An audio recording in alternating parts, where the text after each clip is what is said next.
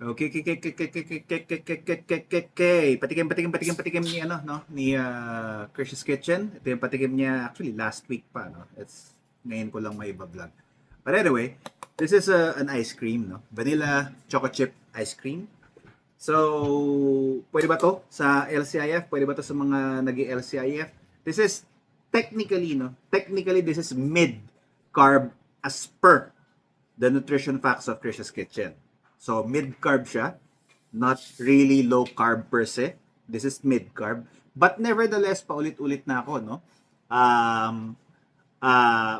Pwedeng kumain ng mid-carb, pwedeng kumain ng high-carb. As long as it's a part of a low-carb meal.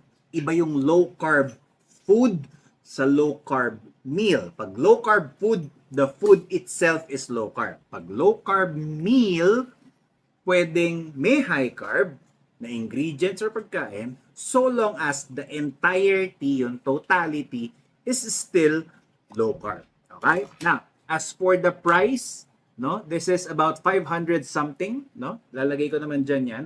This is 500 something, 505 if I'm not mistaken, kung tama yung pagkakaalala ko.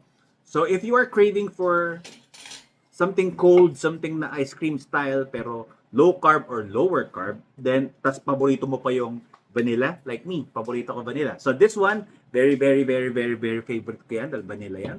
So, if you're someone na mahilig sa vanilla, then this one is a good alternative if you are doing LCIF. Okay? So, of course, yung tekstura niya, it's a little bit, kung galing talaga sa freezer, it's a little bit harder than usual, no? Syempre, dahil iba yung ingredients ng low carb.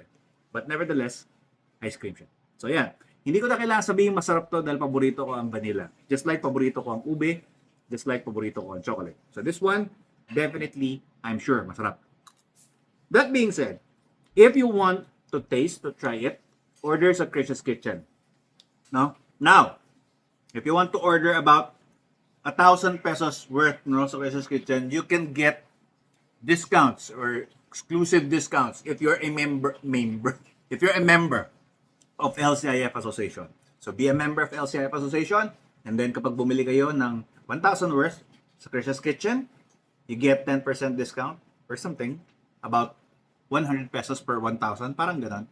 So, be a member of LCIF Association and bili na.